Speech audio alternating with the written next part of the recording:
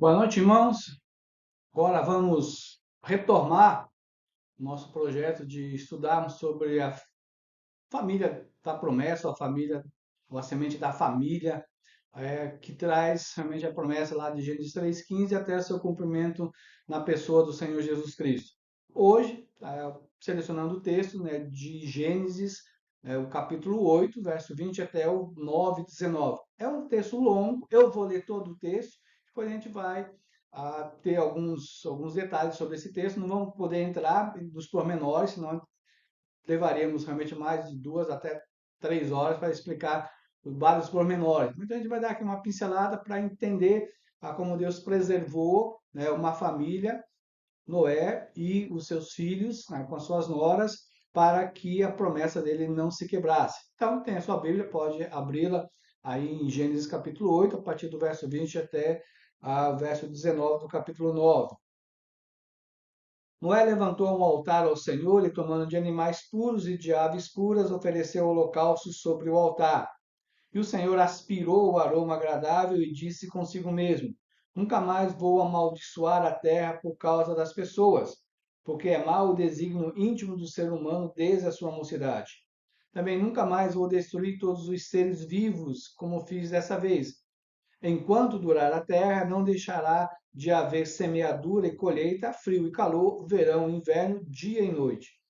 Deus abençoou Noé e os seus filhos, dizendo: Sede fecundos, multipliquem-se e encham a terra. Todos os animais da terra e todas as aves dos céus terão medo e pavor de vocês. Tudo que se move sobre a terra e todos os peixes do mar serão entregues nas mãos de vocês. Tudo que se move e vive servirá de alimento para vocês. Assim como lhes dei a erva verde, agora lhes dou todas as coisas. Carne, porém, com sua vida, isto é, com seu sangue, vocês não devem comer. Certamente requererei o sangue de vocês, o sangue da vida de vocês. De todo animal o requererei, bem como do ser humano. Assim, de cada um requererei a vida do seu semelhante. Se alguém derramar o sangue de uma pessoa, o sangue dele será derramado por outra pessoa. Porque Deus fez o ser humano segundo a sua imagem. Mas sejam fecundos e multipliquem-se, povoem a terra e multipliquem-se sobre ela. Deus também disse a Noé e aos seus filhos: Eis que estabeleço a minha aliança com vocês, e com a descendência de vocês, e com todos os seres vivos que estão com vocês, tanto as aves, os animais domésticos e os animais selvagens que saíram da arca, como todos os animais da terra. Estabeleço a minha aliança com vocês. Nunca mais os seres vivos serão destruídos pelas águas de um dilúvio. Nunca mais haverá dilúvio para destruir a terra. Deus disse: Este é o sinal da minha aliança que faço entre mim e vocês, e entre todos os seres vivos que estão com vocês, para todas as futuras gerações. Porei o meu arco nas nuvens, e ele será por sinal da aliança entre mim e a terra. Quando eu trouxer nuvens sobre a terra e nelas aparecer o arco, então me lembrarei da minha aliança, firmada entre mim e vocês, e todos os seres vivos de todas as espécies, e as águas não mais se tornarão em dilúvio para destruir todos os seres vivos. O arco estará nas nuvens, e eu o verei, e me lembrarei da aliança eterna entre Deus e os seres vivos de todas as espécies que há sobre a terra. Deus disse a Noé: Este é o sinal da aliança estabelecida entre mim e todos os seres vivos sobre a terra. Os filhos de Noé que saíram da arca foram Sem, Cã e Jafé. Cã é o pai de Canaã.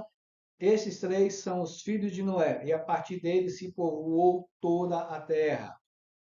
Vemos aqui de início o sacrifício de adoração de Noé. E nesse sacrifício há sim uma resolução de Deus em não mais trazer o seu julgamento, a sua destruição, com as águas do dilúvio, para que pessoas e seres vivos venham a serem destruídos. O que temos visto ultimamente, aí todos têm acompanhado a tragédia da enchente no Rio Grande do Sul, isso não é um dilúvio. Lembrar que o dilúvio que Deus trouxe sobre a terra naquela época foi universal, cobriu toda a terra.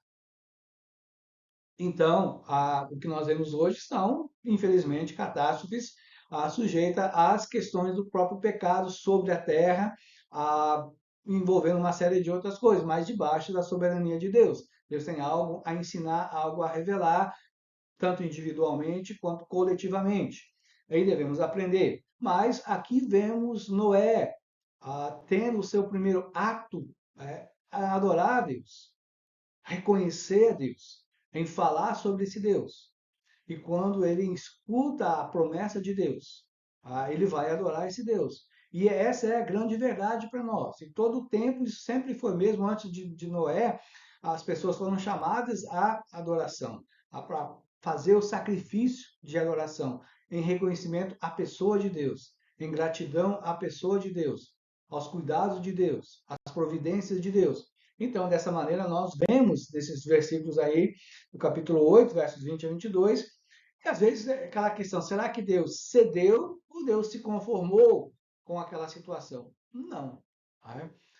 Deus fez uma destruição, Deus mostrou o seu poder, Deus mostrou a sua ira contra o pecado, contra a malícia, contra a maneira como o homem se desviou de Deus, de um comportamento imoral, de um comportamento idólatra, de um comportamento que simplesmente colocou Deus de lado. E toda essa imoralidade, toda essa perversidade que foi acontecendo lá, trouxe julgamento de Deus. Mas Deus tem uma promessa. Na soberania de Deus, há algo que ele não pode quebrar. Deus é fiel nesse sentido. Podemos colocar, ele colocou aí soberano, gracioso, misericordioso, mas cabem vários atributos. Nós podemos sim lembrar que há uma promessa, e dessa promessa Deus não vai quebrar. A promessa está estabelecida, que Deus traria a salvação. O descendente da mulher viria.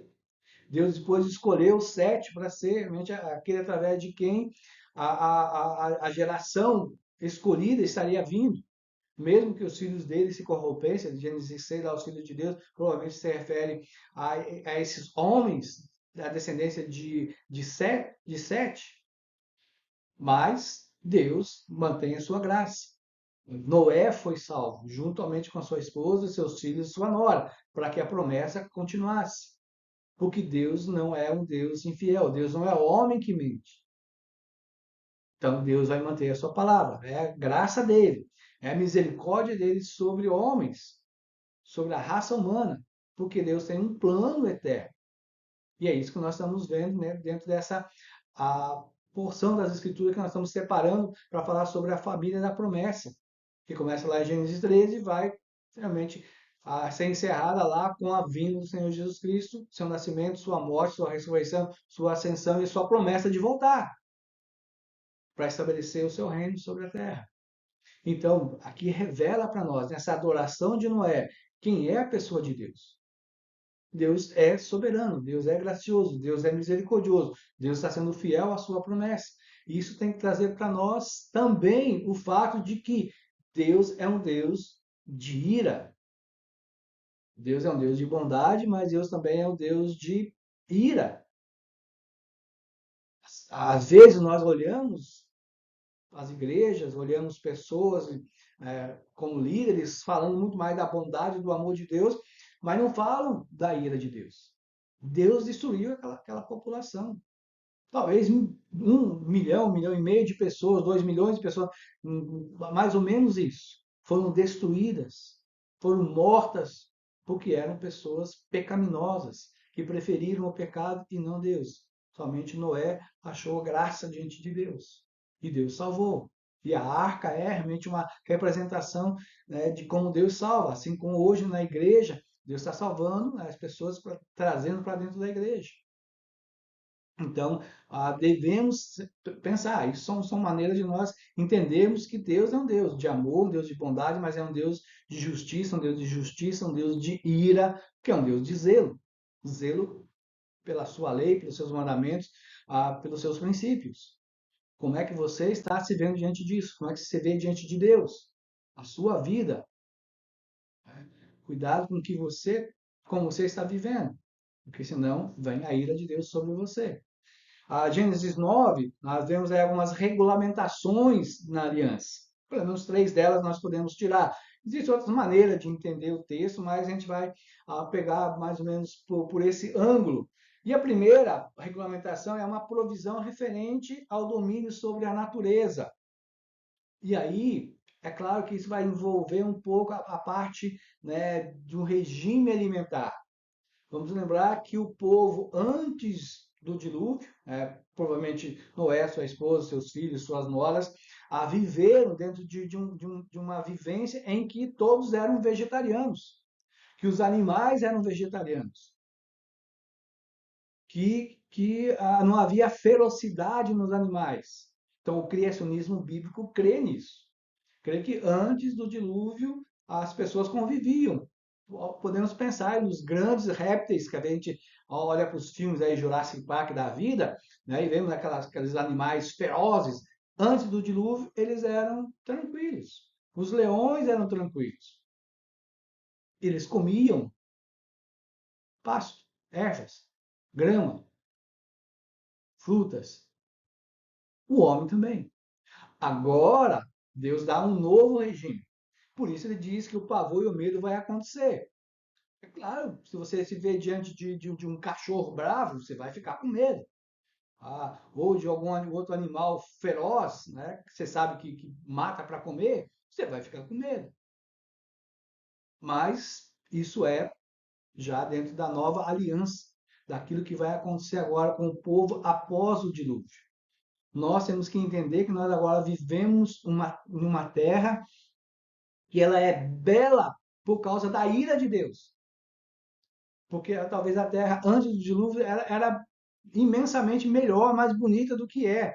O que nós vemos hoje é um planeta que é resultado da ira de Deus. Basta você ver alguns vídeos do Dr. Adalto Lourenço, que hoje já está com o Senhor na glória, para ele falar sobre essas questões aí que envolvem os continentes, que envolvem as placas tectônicas, que envolvem as grandes montanhas, né? Mas tudo isso é fruto realmente da ira de Deus sobre o nosso povo, sobre o nosso mundo. Há, há um novo regime alimentar. Agora o homem pode comer carne. Claro que nós que gostamos de churrasco sempre ficamos alegres com isso, né? Mas antes não era assim. Né? Mas existem algumas restrições ali de como é que isso vai acontecer. Né?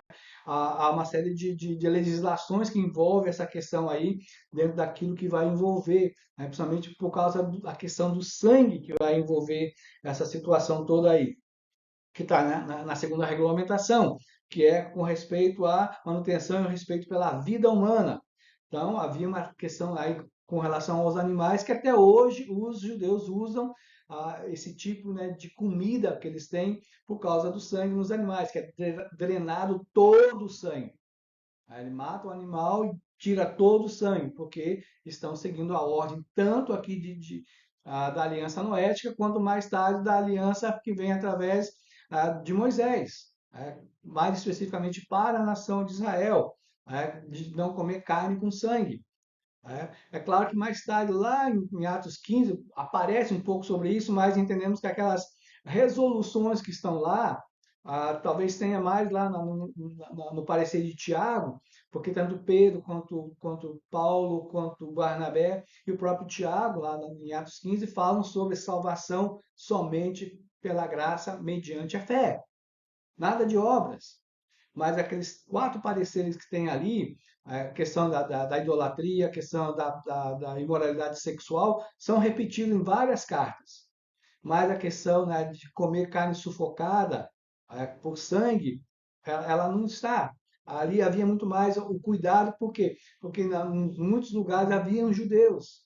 Então, os gentios não deveriam provocar os judeus numa situação como essa. Então, era mais uma questão de cuidar, como pode existir hoje.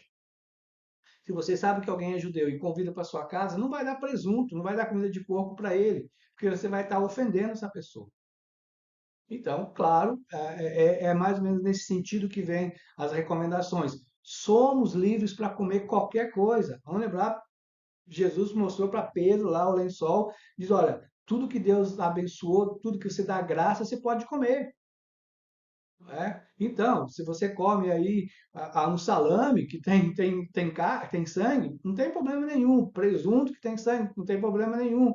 Galinha cabidela, não tem problema nenhum. Podemos comer a comida que nós quisermos, desde que nós louvemos a Deus e agradecemos a Deus por aquilo que está nos dando. A questão da pena de morte é uma questão, um tema delicado. De certa maneira, isso está envolvido no sentido não só aqui do Antigo Testamento, mas o Novo Testamento não traz, num certo sentido, uma lei que revoga isso, embora traga uma série de princípios com os quais nós devemos tomar cuidado em querer dizer que nós podemos defender a pena de morte. Então, muito cuidado com isso. É um tema delicado, que às vezes necessita de um pouco mais de esclarecimento, mas existem dentro da igreja defensores e não defensores da pena de morte. Mas, então, para a terceira regulamentação, que é uma provisão referente à promessa de não ter mais dilúvio sobre toda a terra. Né? E, nesse sentido, claro que Deus vai falar sobre o fato de que haveria uma questão da amplitude, da durabilidade, da generosidade, né? Envolvendo isso. Mas lembrar, principalmente, né, que ao Deus anunciar isso, ao Deus reprisar as suas próprias palavras aqui, ele fala sobre o sinal da sua aliança. Vamos lembrar que aqui é uma aliança de Deus com Noé, com sua descendência, com todos nós. Mas ele diz: eu não vou mais destruir a terra com dilúvio. E o arco, e podemos dizer assim, a Bíblia não fala de arco-íris. Arco-íris é a invenção depois lá do pessoal do Egito, que botou a deusa íris aí no meio. Mas o arco da promessa vai aparecer no céu. E existe, claro, uma lei física para dizer tudo isso, mas vamos lembrar, ela só existe porque o dilúvio aconteceu. Então, a mesma sendo uma lei física, esse espectro aí vai aparecer das cores do arco, mas isso é por causa do dilúvio, que trouxe agora as nuvens com chuvas, né, com tormentas, então o arco vai aparecer. E Deus diz: esse é o sinal para mim, sinal para cada um de nós. Quando você vê o arco no céu, entre as nuvens, é, pode lembrar, Deus tem uma promessa. Deus não vai destruir o nosso mundo com água. Ele vai destruir mais tarde com fogo e enxofre, mas com água nunca mais. Essa é a promessa dele. E devemos confiar nisso. Devemos nos alegrar nisso. E devemos lembrar que só isso existe porque um povo foi destruído por causa de uma vida de pecado, que ofenderam e muito a Deus. E aí, então, o que nós vemos? No finalzinho, capítulo 9, há um destaque na preservação de um descendente que vem de Sete, lá do filho de Adão e de Eva, na pessoa de Noé e na pessoa de Sem. Por que é importante lembrar disso? Porque eles são da família do Senhor Jesus Cristo, eles são ancestrais do Senhor Jesus Cristo. Essa é a família da promessa.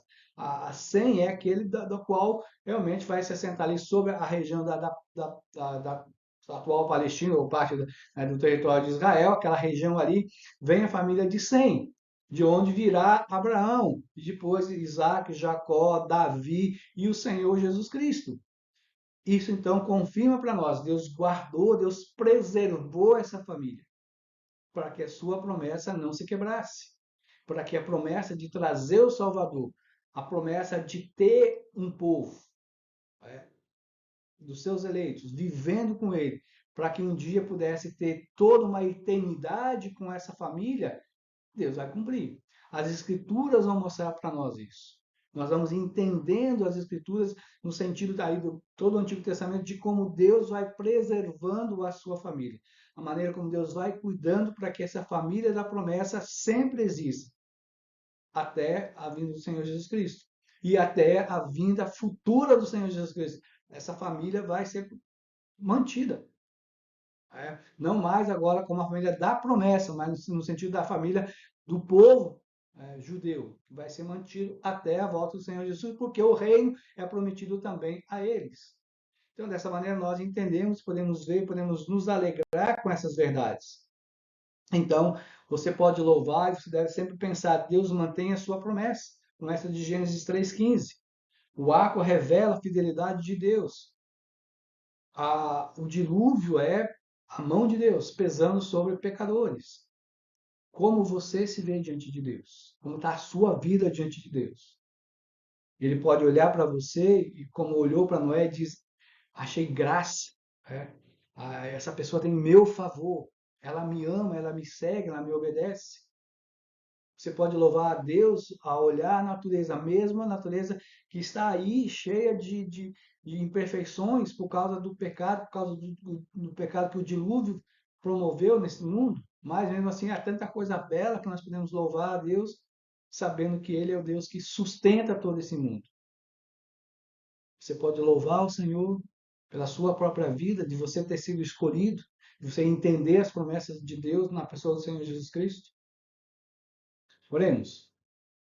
Senhor Deus, quero te agradecer e louvar pela tua palavra. Sabemos, ó Deus, que é um texto longo, com tantas verdades bonitas inseridas nele, mas que essas verdades que mostram que o Senhor é um Deus generoso, um Deus cuidadoso, um Deus gracioso, um Deus de bondade, mas um Deus também de ira, mas é um Deus de promessa, um Deus que vai cumprir a sua palavra, e vemos isso nas Escrituras, e podemos também dizer: o Senhor vai cumprir a tua palavra referente a nós, com relação à eternidade, com relação à vida eterna, com relação ao cuidado no dia a dia da nossa vida, o consolo, o conforto, a esperança que nós podemos ter, a certeza de que o Senhor estará conosco em todos os momentos, que a tua graça vai nos assistir, vai nos guardar, vai nos fortalecer.